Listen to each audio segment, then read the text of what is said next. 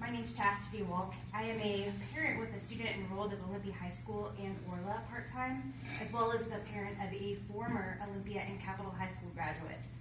In addition to being a parent, I'm a contract educator at the University of Washington and a professional change and continuous improvement manager. I come to you as a customer of the district, requesting that you objectively reevaluate the purpose and importance of the school resource officer contract with Olympia Police Department and reinstate SROs district-wide. I've seen this problem from both sides and the impact to both of my children, both the benefits of having SROs present and the after effect. My oldest son has Tourette syndrome and autism. He was bullied so severely and it also experienced a devastating assault.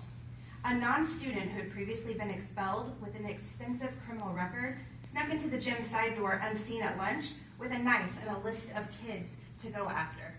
My son was accessible first in the gym playing basketball. Why? Because my son had snitched on him.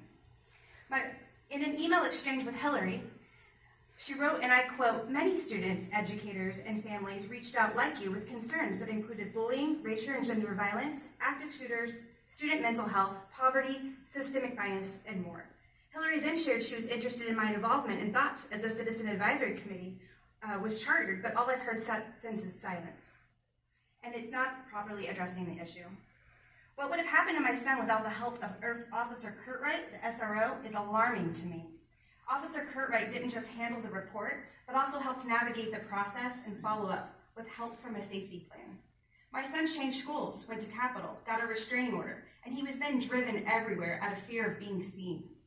How is this burden of safe schools placed on untrained, unprepared educators? It's not fair. Are they best served breaking up altercations? My youngest son sees and shares the culture of drugs, vandalism, and violence rampant at Olympia High School.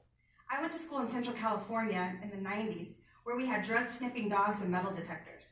What does OSD have as a deterrent for crime and violence? Cameras? Well, that would have been too late for my son. Beyond safety, which can't be less important, the SRO role extends beyond policing. They may be the only visible lived opportunity for students and others to build long-lasting relationships with law enforcement, trust and experience them as positive members of our community, like our family did. Some data. Findings from the U.S. Department of Education show more than 1.4 million reported violent incidents on U.S. school grounds. Some local data.